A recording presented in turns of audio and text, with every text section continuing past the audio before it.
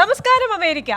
ലോകം സമൂഹ മാധ്യമങ്ങളിലേക്കും മറ്റ് സൈബർ ഇടങ്ങളിലേക്കും ചുരുങ്ങുമ്പോൾ പുതിയൊരു വിഭാഗം കുറ്റകൃത്യങ്ങൾക്കും കൂടിയാണ് തുടക്കമായത്. പരമ്പരാഗത കുറ്റകൃത്യങ്ങളിൽ നിന്ന് വ്യത്യസ്തമായി പുരോഗതിയുടെ ഉപോൽപ്പന്നമായി വന്നവയാണ് സൈബർ കുറ്റകൃത്യങ്ങൾ. ഇലക്ട്രോണിക് മാധ്യമങ്ങളുടെ ദുരുപയോഗം വരുത്തുന്ന വിനകൾ ഏറെയാണ്. പ്രായഭേദമന്യേ ഇത്തരം തട്ടിപ്പുകൾക്ക് പലരും ഇരയാകാറുമുണ്ട്. എന്നാലും സൈബർ കണികളിൽ വീണ് ജീവിതം കരിഞ്ഞു പോകുന്ന കുഞ്ഞുങ്ങളുടെ എണ്ണം ഏറി വരുന്നതായാണ് കണക്കുകൾ പറയുന്നത്. അരുമ മക്കൾക്ക് സ്നേഹ സമ്മാനമായി നൽകുന്ന സ്മാർട്ട് ഫോൺ പലപ്പോഴും കുട്ടികളെ സ്മാർട്ട് ആക്കുന്നതിനു പകരം കെണികളിൽപ്പെടുത്തുന്ന കേസുകൾ ദിവസേന റിപ്പോർട്ട് ചെയ്യപ്പെടുന്നുണ്ട്. സാമൂഹ്യ മാധ്യമങ്ങളിലെ അടിമത്തത്തിൽ മാതാപിതാക്കൾക്കും പലപ്പോഴും തുല്യ പങ്കുണ്ടാകാറുണ്ടെന്ന് വിദഗ്ധർ പറയുന്നുമുണ്ട്. സാങ്കേതിക വിദ്യകൾ ഉപയോഗിച്ച് ക്രിയാത്മകമായ ഒട്ടേറെ കാര്യങ്ങൾ ചെയ്യാം. അതിനായി അവയുടെ ശരിയായ ഉപയോഗം നാം കുട്ടികളെ ശീലിപ്പിക്കേണ്ടിയിരിക്കുന്നു. ഊരിപ്പോകാനാകാത്ത വിധം കെണിയിൽപ്പെടുന്ന കുട്ടികളിൽ ഒരു വിഭാഗം അഭയം പ്രാപിക്കുന്നത് ആത്മഹത്യയിലാകും. US മാനസികാരോഗ്യ വിദഗ്ധർ ടീനേജിനെ സ്ക്രീനേജ് എന്ന് പോലും വിളിച്ചു കഴിഞ്ഞു. ജാഗ്രത ഏറെ പാലിക്കേണ്ടിയിരിക്കുന്നു. ലൈക്കുകളുടെയും കമന്റുകളുടെയും റീലുകളുടെയും ലോകത്തിൽ മാത്രം ജീവിക്കേണ്ടവരാണോ നമ്മുടെ കുട്ടികൾ? എല്ലാറ്റിനും അതിൻ്റെതായ സമയമുണ്ടെന്ന് നമ്മുടെ കുട്ടികളെ മനസ്സിലാക്കേണ്ടതില്ലേ? American dialogue powered by heads New York ഈ വാരം ചിന്തിക്കുന്നത് ഇതാണ്: സൈബർ സിൻഡ്രോം. ഇന്നത്തെ എന്റെ അതിഥികൾ Sanjay Kumar Gurudin, IPS DIG Thiruvananthapuram; Jins T Thomas, assistant commander, Kerala police cyber dome and cyber law and digital forensic specialist; സ്വീഡനിൽ നിന്നുള്ള ടെക്നോളജി ലീഡറും IT ഇൻഫ്രാസ്ട്രക്ചർ സ്പെഷ്യലിസ്റ്റുമായ ജിതേഷ് ജയരാജൻ; IT പ്രൊഫഷണലും ഡിജിറ്റൽ മീഡിയ സ്ട്രാറ്റജിസ്റ്റുമായ വിശാഖ് ചെറിയാൻ എന്നിവരാണ്. എല്ലാ അതിഥികൾക്കും എല്ലാ പ്രേക്ഷകർക്കും American dialogue powered by heads ന്യൂയോർക്കിലേക്ക് സ്വാഗതം.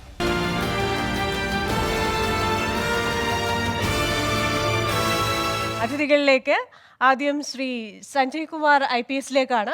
അങ്ങ് കുഞ്ഞുങ്ങളുടെ സൈബർ സുരക്ഷയ്ക്ക് ഒരുപാട് പ്രാധാന്യവും ശ്രദ്ധയും ഒക്കെ നൽകുന്ന ഒരു ഉദ്യോഗസ്ഥനാണ്. ഈ വിഭാഗത്തിൽ ഒരു ബുക്ക് സീരീസ് തന്നെ അങ്ങ് എഴുതിയിട്ടുണ്ട്. ഇതിനു പുറമെ അങ്ങയുടെ ഒരു സർവീസ് എക്സ്പീരിയൻസ് ഒക്കെ വെച്ച് നിങ്ങളുടെ കുട്ടികൾ സുരക്ഷിതരാണോ എന്ന പുസ്തകവും അങ്ങ് എഴുതിയിരിക്കുന്നു. എങ്ങനെയായിരിക്കണം ഒരു responsible netizen? Well, the first thing we should understand that we have already started living in the digital world. Second point is we should also understand that like in a real physical world there are lot of dangers, lot of risk. In real physical world nathu risk and dangers ninne rakshikkan vendi allengi apagadathil പടാതിരിക്കാൻ വേണ്ടി നമ്മൾ ഒരുപാട് കാര്യങ്ങൾ നമ്മുടെ സൂക്ഷിക്കാറുണ്ട്. We take lot of precautionary measures. When you open the door of internet you are actually exposed to all kind of dangers, all kind of risk, all kind of criminals which exist across the world. So ഈ രണ്ട് കാര്യങ്ങൾ നമുക്ക് ആദ്യം നമ്മൾ മനസ്സിലാക്കണം. Then third thing comes, ഞാൻ ഈ police officer as doing A duty for last 16 years ഞാൻ മനസ്സിലാക്കുന്നത് most of the crime a person becomes a victim just because there is a lack of awareness. ഈ അവയർനെസ് ഇല്ലാത്ത കാരണമാണ് നമ്മുടെ അപകടത്തിലാണ് പെടുന്നത്. So first thing what we should do is we should keep our self aware. We should understand what are the online risk. We should understand what are the precautionary measures to be taken to keep yourself safe. Then it becomes much easier to protect yourself. Another point which I would like to say, generally there is a tendency in the sense parents undenge parents la or typical syndrome undu that not my kid syndrome. That means angne ulla apgadam enikku sambhavikkathilla and it will never happen to me. Similarly individual ഞാൻ വിചാരിക്കും okay ഞാൻ വളരെ സ്മാർട്ടാണ്, ഞാൻ ഒരുപാട് കാര്യങ്ങൾ എനിക്ക് ഇൻ്റർനെറ്റിനെ പറ്റി ടെക്നോളജിനെ പറ്റി ഒരുപാട് കാര്യങ്ങൾ എനിക്ക് അറിയാം, എനിക്ക് അങ്ങനെ അപകടം സംഭവിക്കത്തില്ല. സോ ആ ആറ്റിറ്റ്യൂഡിൽ നിന്ന് നമുക്ക് മാറണം. And we have to ensure that you also can be victimise, you also can become a target of those criminals. ഈ 2-3 കാര്യങ്ങൾ നമ്മൾ ശ്രദ്ധിച്ചാൽ ദെൻ ഓട്ടോമാറ്റിക്കലി ആയിട്ട് we will be ready to learn what are the precautionary measures. And every technology comes with the safety measures, safety precautionary measures, and I think if you are aware, if you have a mindset to keep yourself aware and you take all the precautionary measures, I think you can keep yourself safe from all kind of an online dangers and risk.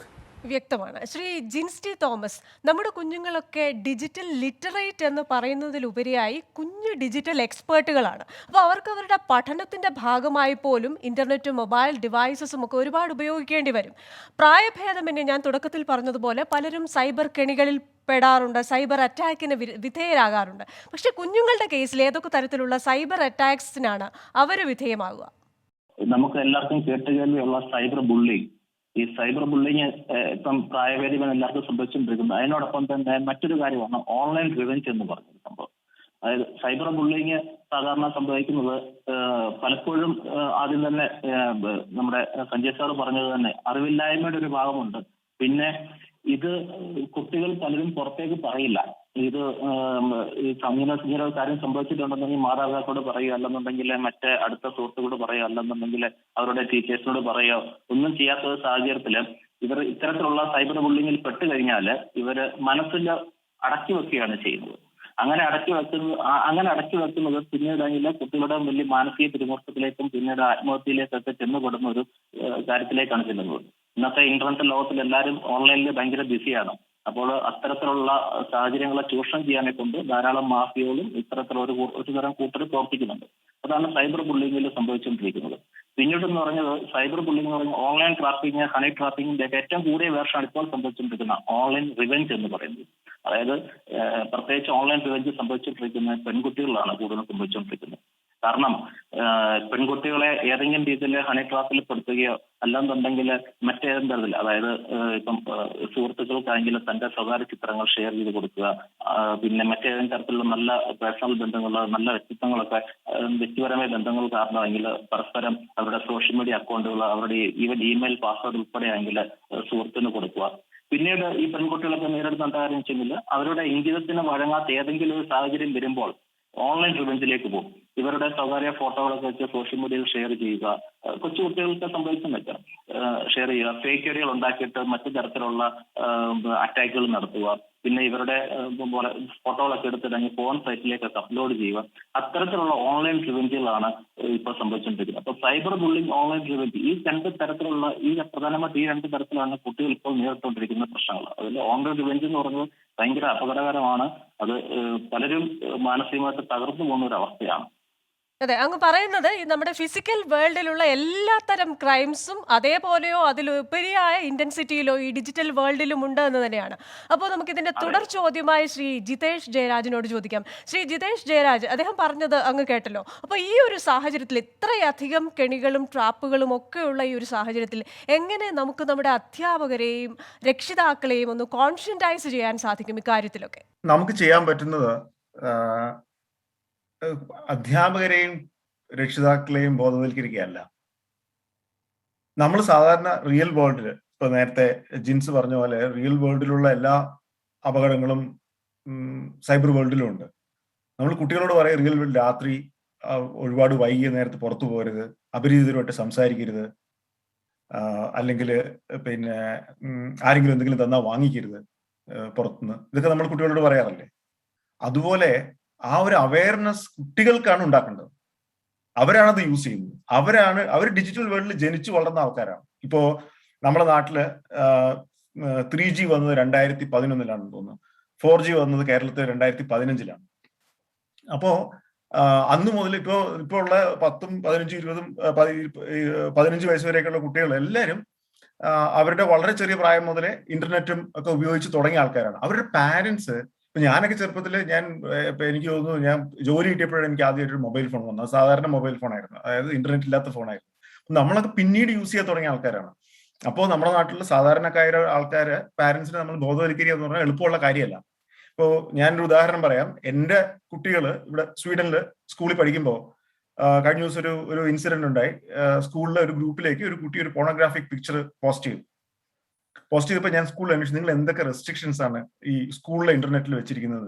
അപ്പൊ അവർ ഞങ്ങളൊരു റെസ്ട്രിക്ഷനും വെക്കുന്നില്ല, ഞങ്ങളെല്ലാം log ചെയ്യുന്നുണ്ട്. ഞങ്ങളെല്ലാം track ചെയ്യുന്നുണ്ട്, പാരൻസിനും കാണാം. പക്ഷേ we want them to develop an awareness by themselves. അതിനകത്തുള്ള അപകടങ്ങൾ എന്തൊക്കെയാണെന്നുള്ളത് നമ്മൾ നോക്കുന്നുണ്ട്, മോണിറ്റർ ചെയ്യുന്നുണ്ട്. മോണിറ്ററിംഗ് സിസ്റ്റംസിന് പിന്നെ നോട്ടിഫൈ ചെയ്യാനും പറ്റും. പക്ഷെ അവരത് ചെയ്യുന്നില്ല. അതുകൊണ്ട് കുട്ടികളെയാണ് നമ്മൾ എന്താണ് അപകടം എന്നുള്ളത് ബോധവൽക്കരിക്കുന്നത്. അല്ലാതെ രക്ഷിതാക്കളെ നമുക്ക് ബോധവൽക്കരിക്കുന്നതിന് ഒരു പരിധിയുണ്ട്. കാര്യം ദർ നോട്ട് ഡിജിറ്റൽ, ആ ഒരു യുഗത്തിൽ ജനിച്ച ആൾക്കാരല്ല അവർ. വിശാഖ, ഇതിന്റെ തന്നെ മറ്റൊരു വശം നമ്മൾ നോക്കുകയാണെങ്കിൽ പലപ്പോഴും രക്ഷിതാക്കൾ കുട്ടികൾക്ക് സ്നേഹസമ്മാനമായി വാങ്ങിക്കൊടുക്കുന്ന ഒരു ഐറ്റമാണ് ഈ മൊബൈൽ ഫോൺ എന്ന് പറഞ്ഞാൽ. അത് ഏറ്റവും പുതിയ സ്മാർട്ട് ഫോൺ ആയിരിക്കും പലപ്പോഴും പലരും ഗിഫ്റ്റ് ചെയ്യുന്നത്. പക്ഷേ ഈ ഗിഫ്റ്റ് ചെയ്യുന്ന ഈ കുഞ്ഞൻ സ്ക്രീനിന് മുന്നിൽ ഈ കുഞ്ഞുങ്ങൾ അഡിക്റ്റ് ആയി പോകുന്ന ഒരു സംഭവമാണ് പിന്നീട് നമ്മൾ കാണുന്നത്. അപ്പോൾ ഇത്തരത്തിൽ ചാറ്റിങ്ങും മറ്റു കാര്യങ്ങളും ഒക്കെ ആയിട്ട് സമൂഹ മാധ്യമങ്ങളിലും മൊബൈൽ ഡിവൈസുകളിലുമൊക്കെ അഡിക്റ്റ് ആയിരിക്കുന്ന കുഞ്ഞുങ്ങളോട് വിശാഖിന് പറയാനുള്ളത് എന്താണ്? ഒന്നാമത്തെ കാര്യം, ഈ പാൻഡമിക് വന്നോടുകൂടി 200 മില്യൺ കുട്ടികളാണ് ഈ ഒരു ഇന്റർനെറ്റിലേക്ക് എക്സ്പോസ്ഡ് ആയിരിക്കുന്നത്. കാര്യം വിർച്വൽ ലേണിംഗും ഒക്കെ ആയിട്ട്. അതിന്റെ ഭാഗമായിട്ട് ഒരു 1 ബില്യണോളം ഡിവൈസസും ഇതുപോലെ എക്സ്പോസ്ഡ് ആയിട്ടുണ്ട്. അപ്പൊ ഇതിനകത്തൊരു സ്റ്റഡി പറയുന്നത് 60% കുട്ടികളും 8 വയസ്സിനും 13 വയസ്സിനും ഇടയ്ക്കുള്ളത്. അപ്പൊ 8 വയസ്സ് 13 വയസ്സെന്ന് പറയുന്നത് വളരെ ക്രൂഷ്യൽ ആയിട്ടുള്ള ഏജ് ആണ്, അവരുടെ ക്യാരക്ടർ ബിൽഡ് ചെയ്യുന്ന ഏജ് ആണ്. അപ്പൊ നമ്മളൊരു എക്സാമ്പിൾ പറയുകയാണെങ്കിൽ, ഒരു കുട്ടിയെ ഒരു നിയന്ത്രണവും കൂടാതെ ഏറ്റവും ബിസി ആയിട്ടുള്ള ഒരു ട്രാഫിക് ജംഗ്ഷനിൽ കൊണ്ടുവിടുന്ന ആ ഒരു സിറ്റുവേഷൻ ആണ് നമ്മളിപ്പോ കണ്ടുവരുന്നത്. ആ 60% ഉള്ള പിള്ളേരില് ആ സ്വഭാവ രൂപീകരണം വരുന്ന ആ ഒരു സാഹചര്യത്തിൽ നമ്മൾ പ്രോപ്പറായിട്ട് അവരെ കെയർ ചെയ്യുകയും മോണിറ്റർ ചെയ്യുകയും ചെയ്യാൻ കഴിഞ്ഞില്ല എന്നുണ്ടെങ്കിൽ അവരിൽ നിന്ന് വരുന്ന, നമ്മുടെ ജിൻസാറൊക്കെ പറഞ്ഞ പോലെ, അവർ ആ വരുന്ന ഒരു സിറ്റുവേഷൻ കഴിഞ്ഞാൽ സൈബർ ബുള്ളിങ് ഒക്കെ വന്നു കഴിഞ്ഞാൽ, ഡിപ്രഷനും മാനസികമായിട്ടുള്ള പ്രശ്നങ്ങളൊക്കെ വന്നു കഴിഞ്ഞാൽ നമ്മൾ പിന്നീട് കൊണ്ടുവരുന്ന തലമുറ എന്ന് പറയുന്നത് തന്നെ വളരെ മാനസികമായിട്ടും വല്ല പ്രശ്നങ്ങളൊക്കെ ഉള്ള തലമുറകളായിരിക്കും വരാൻ പോകുന്നത്. മെന്റൽ ആയിട്ടുള്ള ഇഷ്യൂസ് വരാം, ഡ്രഗ്സിന് അഡിക്റ്റ് ആവാം. അതുകൊണ്ട് നമ്മൾ പ്രധാനമായിട്ട് ചെയ്യേണ്ടത് ഈ 60% വരുന്ന വളരെ ഹൈലി ക്രിട്ടിക്കൽ ആയിട്ടുള്ള പിള്ളേരെ എങ്ങനെ മെയിൻറ്റെയിൻ ചെയ്യാം. അത്ഭുതം എന്ന് പറയട്ടെ, ഈ ഇങ്ങനെയുള്ള കാര്യങ്ങളിൽ നമുക്ക് ഇൻഫ്രാസ്ട്രക്ചർ കാര്യങ്ങളിലും കണക്ടിവിറ്റി കാര്യങ്ങളിലും ഇന്ത്യ അല്പം പുറകിലാണെങ്കിൽ കൂടിയും ഒരു അത്ഭുതം എന്ന് പറയാൻ കാര്യം, ഈ എഫിഷ്യൻസി എന്ന് പറഞ്ഞ സംഭവത്തിൽ ഇന്ത്യ അമേരിക്കയെക്കാളും ബഹുദൂരം മുൻപിലാണ്. ഏറ്റവും പ്രധാനമായിട്ട് നമ്മൾ കണ്ടുകഴിഞ്ഞാൽ സ്ക്രീൻ സ്പേസ്, സ്ക്രീൻ ടൈം എന്ന് പറഞ്ഞ സംഭവം എന്ന് പറഞ്ഞാൽ ഏറ്റവും കൂടുതലായിട്ട് കുട്ടികളെ സ്ക്രീനുമായിട്ട് എക്സ്പോസ്ഡ് ആയിരിക്കുന്ന ടൈം വെൽ മാനേജ്ഡ് ആയിട്ടാണ് ഇന്ത്യയിലെ രക്ഷിതാക്കൾ അത് മാനേജ് ചെയ്യുന്നത്. രണ്ടാമത്തത് കോമ്പിറ്റൻസി ലെവൽ. ഈ സൈബർ സ്പേസിൽ ഉണ്ടാവുന്ന കോമ്പിറ്റൻസി കൂടുതലും അമേരിക്കൻ രക്ഷിതാക്കളെക്കാളും കൂടുതൽ, അമേരിക്കൻ രക്ഷിതാക്കൾ എന്ന് പറയുമ്പം അതിനകത്ത് ഇന്ത്യൻ അമേരിക്കൻസും വരും എന്നുള്ള കാര്യം ആലോചിക്കണം. അപ്പൊ ഇവിടെ സ്ഥിരമായിട്ട് കണ്ടുപോകുന്ന സംഭവം എന്ന് പറഞ്ഞാൽ ഐപാഡ്, സ്മാർട്ട് ഫോണ്, അങ്ങനെയുള്ള സംഭവങ്ങളെല്ലാം പിള്ളേർക്ക് കൊടുത്തിട്ട് അവർക്കൊരു മുറി, ഈവൻ OTT പ്ലാറ്റ്ഫോമിലുള്ള TV പോലും എനേബിൾഡ് ആയിട്ടാണ് അവർക്ക് കൊടുക്കുന്നത്. അവർക്ക് പ്രോപ്പർ ആയിട്ടുള്ള മോണിറ്ററിംഗ് നടക്കുന്നില്ല. എന്താണ് ചെയ്യുന്നതെന്നുള്ളത് ആൾക്കാർ നോക്കുന്നില്ല. അപ്പൊ എന്താ സംഭവിക്കുന്നത്, നമുക്കറിയാൻ വയ്യാത്തൊരു മേഖലയിലോട്ട് പോകുന്ന അമേരിക്കനിൽ ഇങ്ങനെ സംഭവം നടക്കുമ്പോൾ ഇന്ത്യയിൽ വളരെ എഫിഷ്യന്റ് ആയിട്ടാണ് അത് മാനേജ് ചെയ്യുന്നത് എന്നുള്ളത് നമ്മൾ എല്ലാവരും അവരെ അപ്രീഷിയേറ്റ് ചെയ്യേണ്ട ഒരു കാര്യമാണ്. അടുത്തൊരു കാര്യം എന്ന് പറഞ്ഞാൽ അവയർനെസ്. അതായത് എന്നെ സംബന്ധിച്ചിടത്തോളം ഞാൻ 20 വർഷം, ജിതേഷ് ചേരാൻ, ഞങ്ങളൊക്കെ 20 വർഷമായിട്ട് IT ഫീൽഡിൽ വർക്ക് ചെയ്യുന്ന ആൾക്കാരാണ്. ഞാൻ ബ്ലാക്ക് സ്ക്രീൻ തൊട്ടതാ എന്ന് കാണുന്ന റോബോട്ടിക്സ് വരെയുള്ള ആ ഒരു എവല്യൂഷൻ കണ്ടുള്ള ആൾക്കാരാണ്. പക്ഷെ എല്ലാ രക്ഷിതാക്കളും അങ്ങനെ ആയിരിക്കണമെന്നില്ല. അവർക്ക് ബേസിക് ആയിട്ടുള്ള നോളജ് വേണം. അവിടെയാണ് സഞ്ജയ് കുമാർ സാറിന്റെ ഒക്കെ ഉള്ള ആ ഒരു ലഘു പുസ്തകമൊക്കെ ആൾക്കാരെ ഉപയോഗം ചെയ്യുന്നത്. തീർച്ചയായിട്ടും എല്ലാ രക്ഷിതാക്കളും ഈ ഒരു സംഭവം അറിഞ്ഞിരിക്കുകയും വേണം. എനിക്ക് പറയാനുള്ള അഡ്വൈസ് കുട്ടികളോടല്ല, രക്ഷിതാക്കളോടാണ്. അവര് തീർച്ചയായിട്ടും പ്രോപ്പറായ രീതിയിൽ മോണിറ്റർ ചെയ്യണം. ഫോർ എക്സാമ്പിൾ പറഞ്ഞാൽ ഈ OTT പ്ലാറ്റ്ഫോമിൽ സെൻസറിങ് പോലും ഇല്ലാത്ത സിനിമകളും സീരീസും ഒക്കെയാണ് വരുന്നത്. അതൊക്കെ അവരെ എക്സ്പോസ് ചെയ്യാൻ വേണ്ടി പ്രിവെൻഷൻ വേണം. പ്രിവെൻഷൻ എന്ന് പറഞ്ഞാൽ ഞാനിവിടെ ചെയ്യുന്ന വെച്ചാൽ TVയിലെല്ലാം പിൻ കൊടുത്തിട്ടുണ്ട്. ഇവ നമ്മളെ പിള്ളേരെ വിശ്വാസമില്ലാത്തതുകൊണ്ടല്ല, ആവശ്യമില്ലാത്ത രീതിയിൽ ഒരു എക്സ്പോഷർ വരാതിരിക്കാൻ വേണ്ടി പിൻ കൊടുത്തിട്ടുണ്ട്. നമ്മൾ മോണിറ്റർ ചെയ്യുന്നുണ്ട്. അങ്ങനെ എല്ലാ രീതിയിലും നമ്മൾ ഈ ഒരു 8 വയസ്സ് തൊട്ട് 12 വയസ്സ് വരെയുള്ള പിള്ളേരെ നമ്മൾ ടേക്ക് കെയർ ചെയ്തില്ല എന്നുണ്ടെങ്കിൽ നേരത്തെ പറഞ്ഞതുപോലെ വളരെ വിപത്തുള്ള, വളരെ ഒരു മാനസികമായ രീതിയിൽ മോശമായി വരുന്ന ഒരു തലമുറയായിരിക്കും നമ്മുടെ വാർത്തെടുക്കുന്നത്. അത് ടേക്ക് കെയർ ചെയ്യുവാണെന്നുണ്ടെങ്കിൽ നമ്മൾ നല്ലൊരു തലമുറയെ വാർത്തെടുക്കും എന്നുള്ളതാണ് എനിക്കിവിടെ പറയാനുള്ളത്.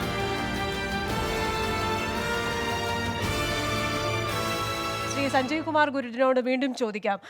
കേരള പോലീസിന് വിവിധ പദ്ധതികളുണ്ട് ഇക്കാര്യത്തിൽ, സൈബർ സുരക്ഷയുടെ കാര്യത്തിൽ. അപ്പോൾ സൈബർ സുരക്ഷയുടെ കാര്യത്തിൽ ഈ ഡാർക്ക് നെറ്റ് സ്പേസിൽ നിന്നൊക്കെ നമ്മുടെ കുഞ്ഞുങ്ങളെ മോചിപ്പിക്കാനായിട്ട് എന്തൊക്കെ പദ്ധതികളാണ് Kerala പോലീസിനുള്ളത്?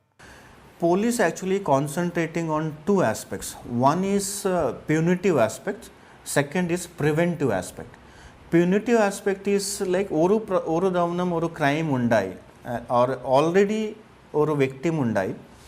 So we ensure that the police reaches to the criminals. For that purpose, നമ്മുടെ എല്ലാ ജില്ലയിലും we have cyber police stations. We have a trained professionals who can investigate the case properly. That is one thing. Second thing is preventive measures. Preventive measures നാത്താണ് ഈ awareness generations. We are following taking lot of efforts in which we are creating awareness among the students, children, parents, teachers. Like നമ്മുടെ Kerala police എല്ലാ ജില്ലയിലും through cyber cell we keep on reaching out to all the schools and taking online sessions. We are teaching them what are the risks, what are the precautionary measures. I myself have taken like more than 200 schools la poite nammude sessions eduthittunde. Adu matramalla cyber dome vali we are creating lot of educational videos. We have formed some cyber clubs in all the schools which imparts awareness. These are the few things which we keep on doing. Apart from that, we also teach teachers, like with the help of the SCRT, we are training certain teachers how to teach the students about the online safety.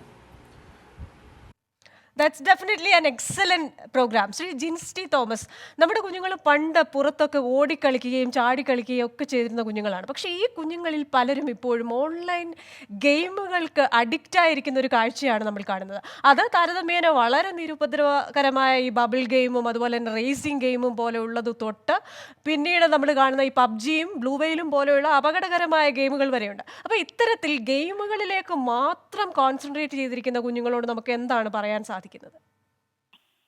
ഇത്തരം കുട്ടികളോട് നമുക്ക് game കളിക്കണ്ട എന്ന് പറയാൻ പറ്റത്തില്ല.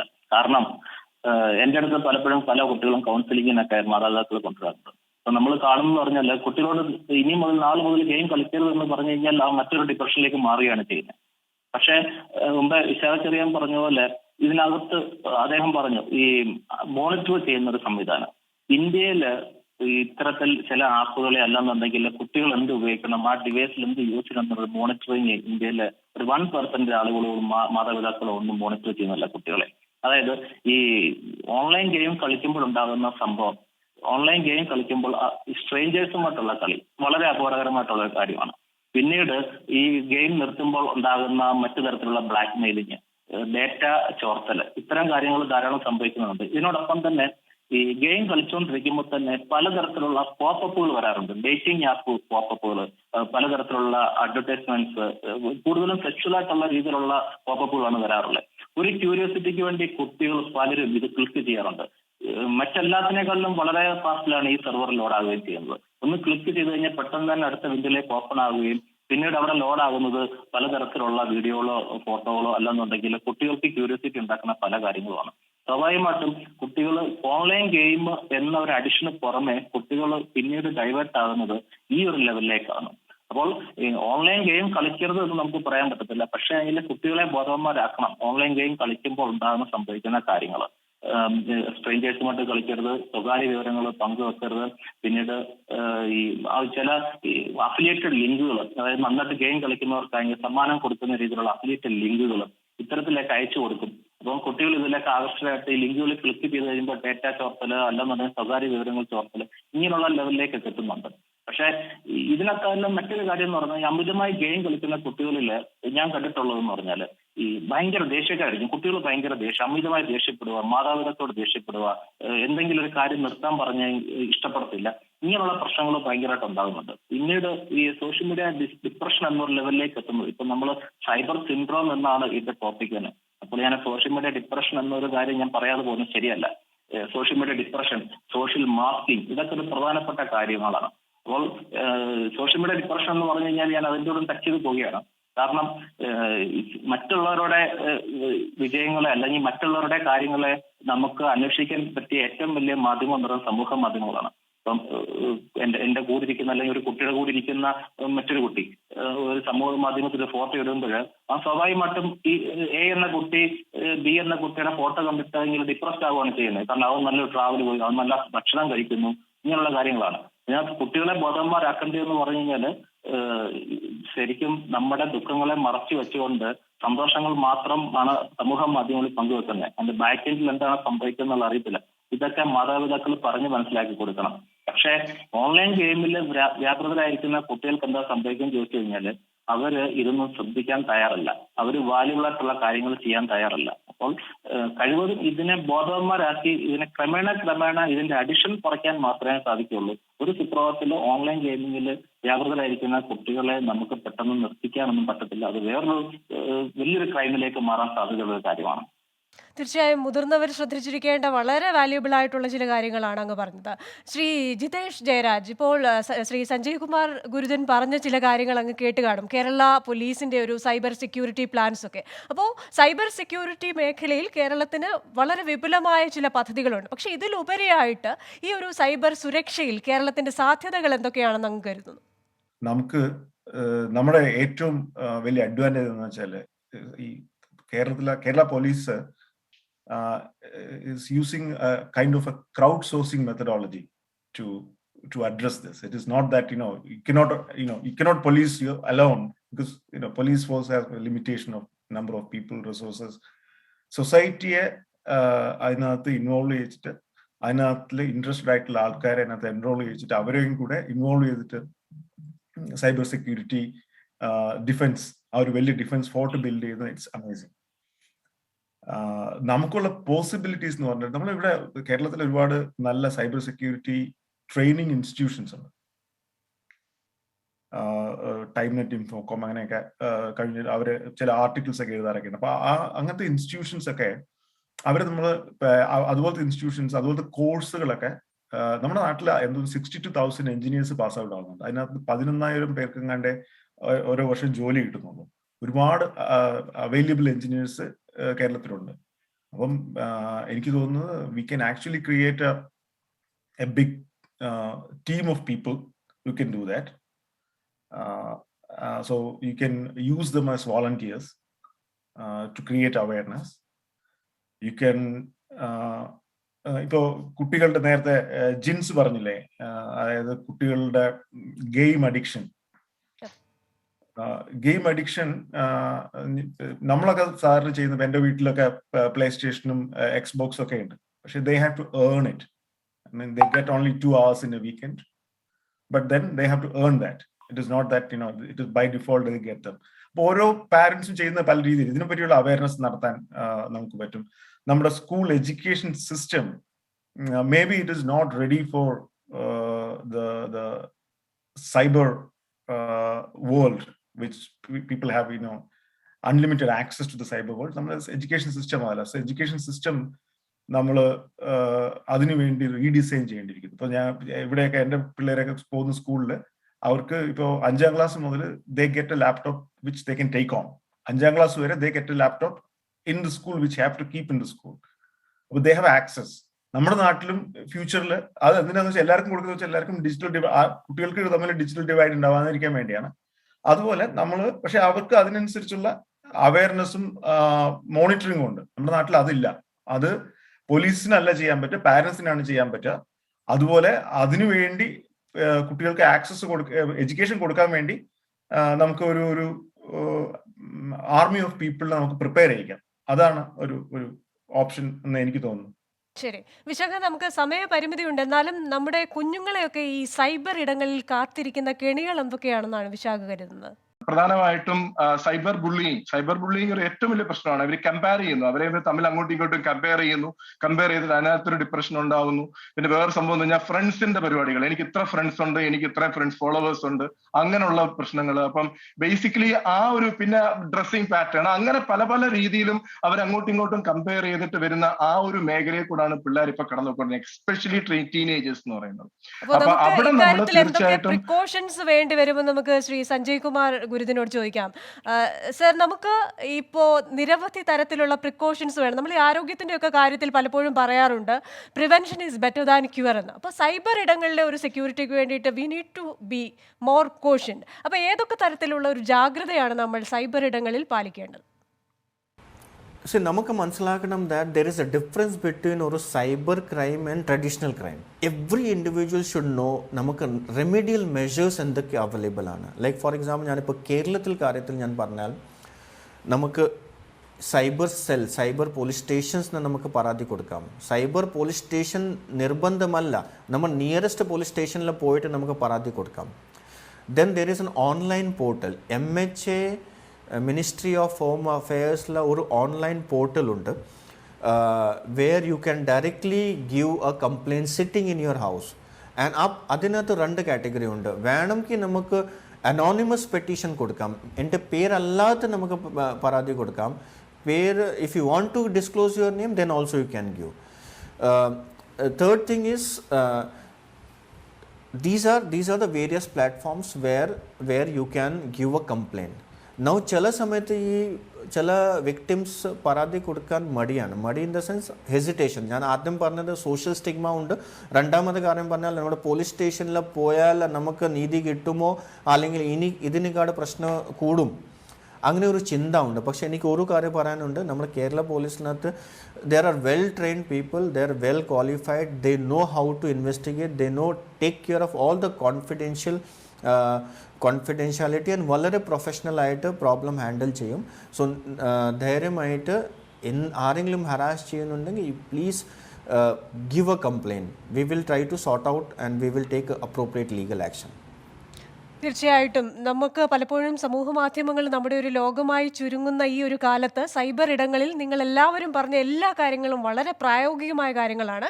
സമയപരിമിതി മൂലം നമ്മളിവിടെ ഈ ചർച്ച അവസാനിപ്പിക്കുകയാണ്. Thank you very much Shri Sanjay Kumar Gurudin, Shri Jitesh Jayaraj, Shri ജിൻസ്റ്റി Thomas and Shri Vishakh Cheriyan. പോയ വാരം കുറച്ചു മണിക്കൂറുകൾ ഫേസ്ബുക്കും വാട്സപ്പും ഇൻസ്റ്റഗ്രാമും അടക്കമുള്ള സമൂഹ മാധ്യമങ്ങൾ നിശ്ചലമായപ്പോൾ ലോകം തന്നെ ഇല്ലാതായതുപോലെ തോന്നിയ ചിലരുണ്ട്. അത്തരത്തിലുള്ള സൈബർ അടിമത്തം മാറേണ്ടിയിരിക്കുന്നു. അധ്യാപകരും മാതാപിതാക്കളും കുഞ്ഞുങ്ങളും കൂടുതൽ അവബോധമുള്ളവരാകേണ്ടിയിരിക്കുന്നു. ഈ ചർച്ച അതിലേക്ക് നയിക്കട്ടെ. American dialogue powered by heads ന്യൂയോർക്കിന്റെ മറ്റൊരു എപ്പിസോഡിൽ വീണ്ടും കാണാം. Till then stay safe.